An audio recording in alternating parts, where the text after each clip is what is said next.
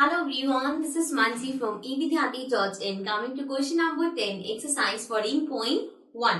So, इस question में हमारे पास है what other name can you give to the line of symmetry of first part is an isosceles triangle.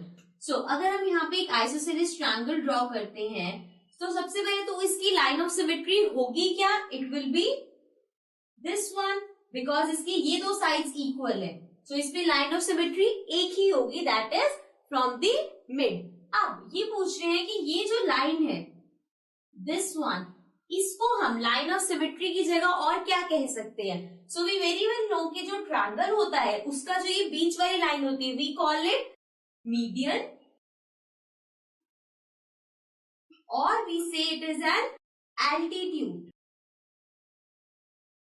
सो इसका मतलब है कि ये जो आपकी मिड में लाइन आ रही है, जो हमारी लाइन ऑफ सिमेट्री है, इसको हम मीडियन भी बोल सकते हैं और एल्टीट्यूड भी बोल सकते हैं.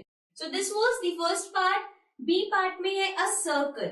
Now if this is a circle, so पहले तो हमें पता है कि एक सर्कल में there are infinite number of lines of symmetry. So ये भी हो सकती है, it can be this, it can be this, it can be this and so on. लेकिन सारी सेंटर से पास करेंगी, सारी लाइंस सेंटर से पास करेंगी. सो अगर सर्कल है और जो लाइन सेंटर से पास कर रही है, it can be in any direction, लेकिन पास वो सेंटर से कर रही है, सो इसको आप क्या बोलते हो? ये जो मैं यहाँ पे ड्रॉ कर रही हूँ सर्कल के अंदर, these are the diameters of circle. So we can say it is a diameter. मतलब कि एक सर्कल की लाइन ऑफ सिमेट्री बेसिकली उसका डायामीटर होती है, जैसे कि एक आइसोसेलेस में उसका मीडियन या एल्टीट्यूड होती है. Fine. So this was question number 10. This was the last question of exercise 14.1.